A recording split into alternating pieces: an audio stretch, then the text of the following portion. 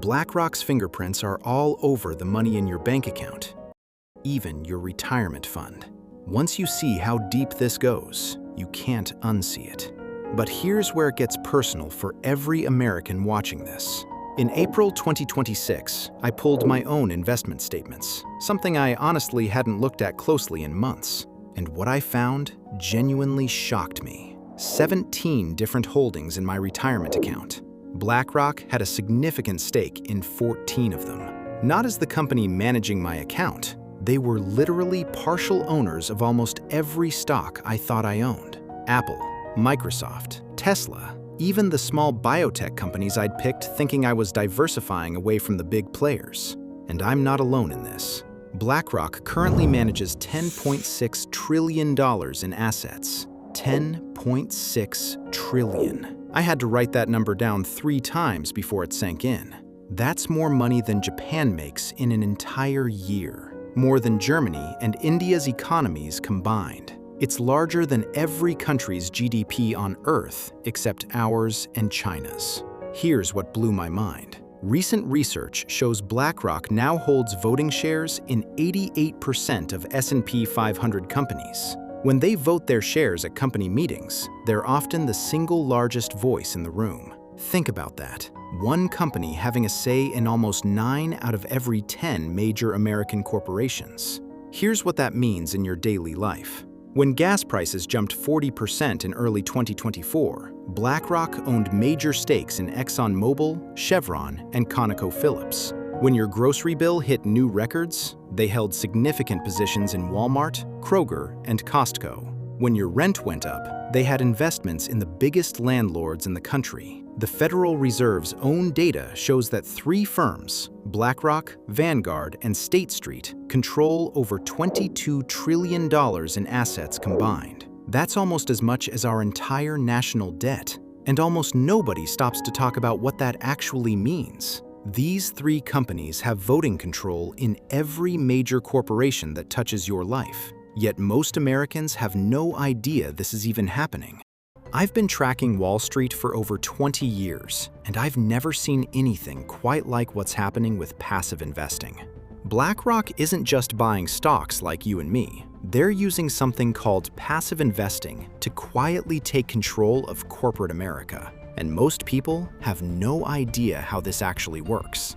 Let me break this down simply. Passive investing means BlackRock buys shares of every company in the market automatically through index funds. When you buy a share of Apple stock, you get 1 vote on company decisions. When BlackRock buys 1 million shares through their index funds, they get 1 million votes. But here's the kicker. They're voting with money that belongs to regular investors like you while making decisions that benefit BlackRock's interests. Like when they vote to approve CEO pay packages that regular shareholders hate, because BlackRock wants to keep those CEOs happy. Research out of Harvard Law School found that BlackRock, Vanguard, and State Street now cast the deciding votes in corporate elections for 40% of all major American companies. 40%. These 3 firms are essentially picking the boards of directors and approving CEO compensation packages for nearly half of corporate America. And what I discovered about how they vote shocked me. When Exxon shareholders wanted the company to invest more in renewable energy in 2023, BlackRock voted against it, even though climate change supposedly matters to them. When Disney faced pressure over executive pay packages that hit $25 million, BlackRock voted to approve them.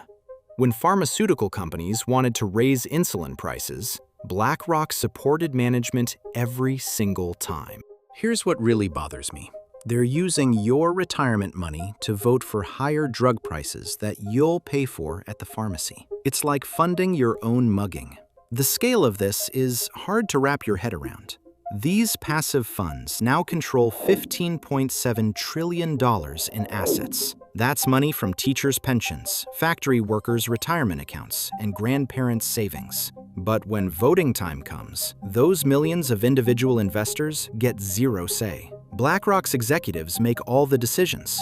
We've accidentally created what economists call stealth capitalism. a system where a handful of asset managers have more corporate control than the robber barons ever dreamed of, but with none of the public accountability. Look at the voting record. In 2024, BlackRock voted against shareholder proposals to limit CEO pay 89% of the time. They opposed environmental accountability measures 76% of the time. They backed management decisions to buy back stock instead of raising worker wages in 94% of cases.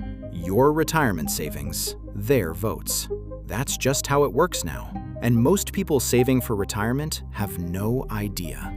Earlier this year, I was digging through Federal Reserve meeting transcripts from March 2020, those early pandemic days when markets were in complete freefall. And buried in documents that most people will never read, I found something that stopped me cold. When the Fed needed someone to manage their emergency bond buying program, we're talking $750 billion in taxpayer money. They didn't put it out to other firms. They didn't create a new government department.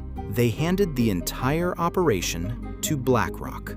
One phone call, one contract. The biggest financial rescue in American history, and Larry Fink's company was suddenly running it. And what gets me about this arrangement, while BlackRock was managing the Fed's bond purchases with your tax dollars, they were simultaneously buying and selling the exact same types of bonds for their own private clients. They had inside information about what the government was going to buy, when they were going to buy it, and how much they were willing to pay. Then they traded that same market for profit. Reuters reported concerns about potential conflicts of interest and filed Freedom of Information requests to get the full picture. The Fed's own Inspector General flagged the arrangement as problematic in his official report. Even some Fed officials privately expressed concerns about the appearance of a conflict, according to Fed meeting transcripts that are part of the public record. But here's what really gets me. This wasn't a one-time emergency decision. Since 2020, BlackRock has received over $2.4 billion in federal contracts across multiple agencies. They're not just managing money anymore. They're writing the playbook for how America regulates finance. When the Treasury Department needed climate risk assessments for banking regulations, they hired BlackRock. When pension fund oversight rules got updated, BlackRock was at the table. When new housing finance policies were drafted after the rental crisis, guess who provided the economic modeling? In all the time I've spent watching this industry, I've never seen a private company this embedded in federal financial policy. The Government Accountability Office tracks this stuff, and their data shows BlackRock now has active consulting relationships with Treasury, the Fed, Housing and Urban Development, and the Securities and Exchange Commission, all at the same time. The same company that owns pieces of every major corporation in America is also helping write the rules that govern those corporations. When banking rules get written in ways that protect giant asset managers over regular savers, that's not an accident. That's what happens when the biggest player in the room helps write the rules. I kept pulling that thread, and it went a lot further than I expected. BlackRock currently operates in over 30 countries. They manage money for foreign governments, overseas pension funds, and sovereign wealth funds, the giant pools of national savings that countries like Norway, Singapore, and Saudi Arabia use to secure their citizens' futures. When foreign governments need someone to manage their national wealth, BlackRock is often the first call they make. Here's the part that genuinely floored me.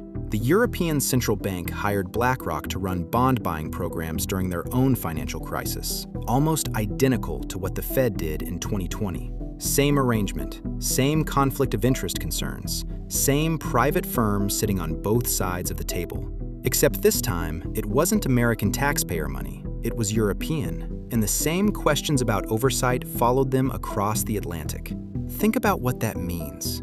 One private company in Midtown Manhattan was simultaneously managing emergency financial programs for the United States government and advising the European Central Bank, two of the largest economies on Earth, both calling the same firm, both handing over control of their most sensitive financial operations to Larry Fink's team.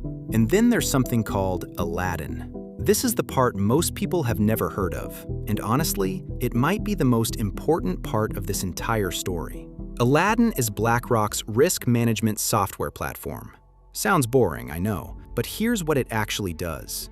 Banks, insurance companies, pension funds, and even competing investment firms use Aladdin to analyze risk across their entire portfolios.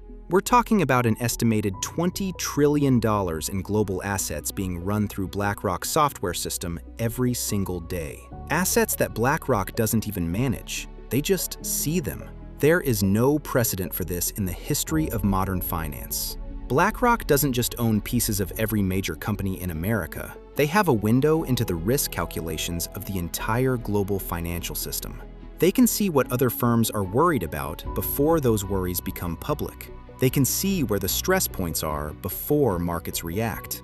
And nobody elected them to that position. Nobody voted for it. It just happened. One contract and one acquisition at a time. When you look at the corporate voting control, the government contracts, the global reach, this isn't a company that got too big by accident. This is a company that systematically built itself into a position where it cannot be ignored, cannot be replaced, and in many cases, cannot be regulated without its own cooperation. The world's governments didn't just let BlackRock into the room. They invited them in, handed them the agenda, and asked them to take notes. And the honest truth is, the people whose money is funding all of this are the last to know it's happening. People like you, people who worked 40 years, trusted the system, and assumed someone was watching out for them. That's why I keep doing this, because someone should be watching. And right now, that someone needs to be all of us. Have you found BlackRock's name in your own accounts or investments? Drop it in the comments. I read every single one, and I want to know what you're seeing out there. And if this investigation opened your eyes, make sure you're subscribed so you don't miss what's coming next. This is EconoNova. Keep an eye on the price of milk.